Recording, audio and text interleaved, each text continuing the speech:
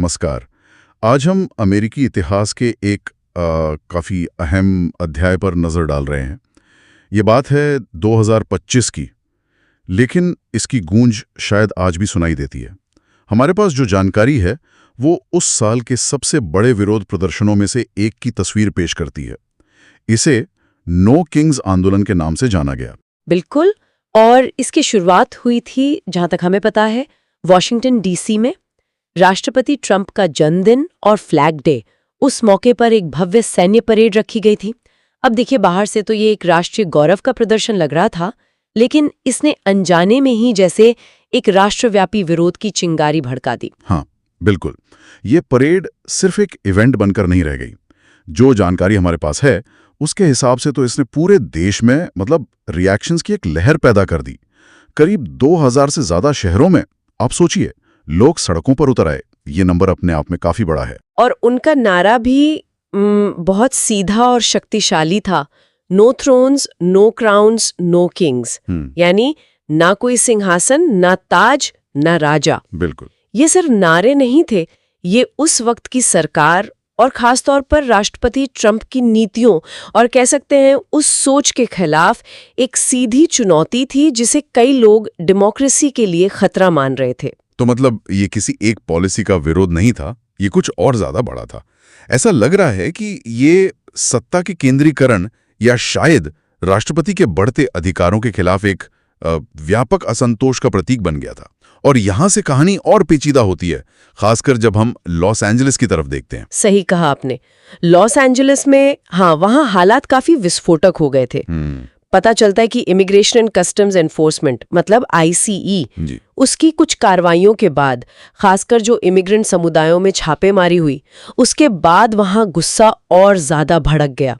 ऐसा समझ लीजिए कि पहले से सुलग रही आग में घी डालने जैसा काम हुआ। और फिर वहां क्या हुआ? जाहिर तनाव बढ़ा होगा। हाँ, दस्तावेज बताते हैं कि प्रदर्शनकारियों और पुलिस के बीच हिंसक झड़पें हुई। कुछ इलाकों में तो दंगे जैसे हालात बन गए थे।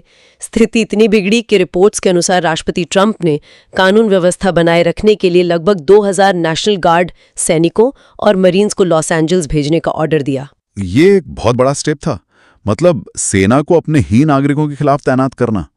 लेकिन प्रदर्शनकारी इससे डरे नहीं, पीछे नहीं हटे। उन्होंने विरोध जारी रखा।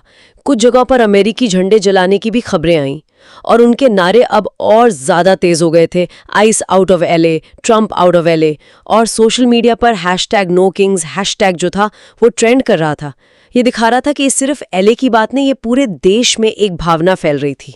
अच्छा, तो अगर हम इन सब चीजों को जोड़कर देखें, परेड, देश भर में प्रदर्शन, नो किंग्स का नारा, फिर लॉस एंजलिस में इतना तनाव और सेना की तैनाती, तो इसका निचोड़ क्या निकलता है? जैसे आपने कहा, ये सिर्फ इमिग्रेशन या परेड पर गुस्सा तो नहीं था। नहीं, बिल्कुल नहीं।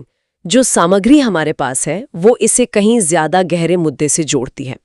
ये असल में राष्ट्रपति ट्रंप की जो शासन शैली थी, जिसे कई आलोचक सत्तावादी या ऑथोरिटेरियन मानते थे, उसके खिलाफ एक बड़ी और संगठित आवाज थी। ये घटनाएं अमेरिकी समाज में जो गहरे विभाजन थे उनको उजागर कर रही थीं। और इसने यकीनन कई बड़े सवाल खड़े कर दिए होंगे उस समय, जैसे कि राष्ट्रपति की शक्तियों की सीमा क्या हो, अभिव्यक्ति की स्वतंत्रता कितनी जरूरी है, और शांतिपूर्ण विरोध का अधिकार कहां तक जाता है। निश्चित रूप से। और देखिए, दिलचस्प बात यह है कि कैसे इस एक घटना को दोनों पक्षों ने अपने अपने नजरिए से देखा और भुनाने की कोशिश की। उपलब्ध जानकारी के अनुसार राष्ट्रपति ट्रंप और उनकी समर्थकों ने इन विरोध प्रदर्शनों का इस्तेमाल अपनी कठोर नीतियों और लॉ एंड ऑर्डर पर जोर देने के लिए किया, ये दिखाते हुए कि देखिए, देश को सख्ती की जरूरत है। अच्छा, और दूसरी तरफ उनके विरोधी और कई नागरिक अधिकार समूह, उन्होंने इसे डेमोक्रेसी को बचाने की लड़ाई के तौर पर पेश किया। नागरिकों के अधिकारों की रक्षा और सत्ता के दुरुपयोग के खिलाफ एक संघर्ष।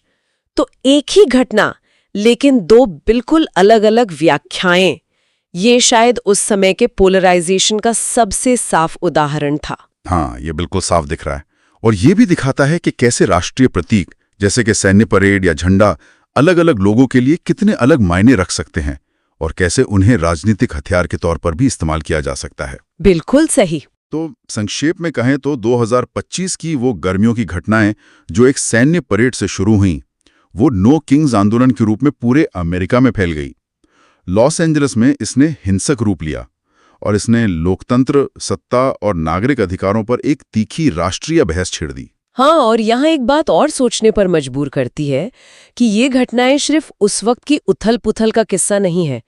ये हमें अमेरिकी समाज में सत्ता की प्रकृति, असहमति की जगह और जो गहरे सामाजिक विभाजन है, उनके बारे में बहुत कुछ बताती हैं।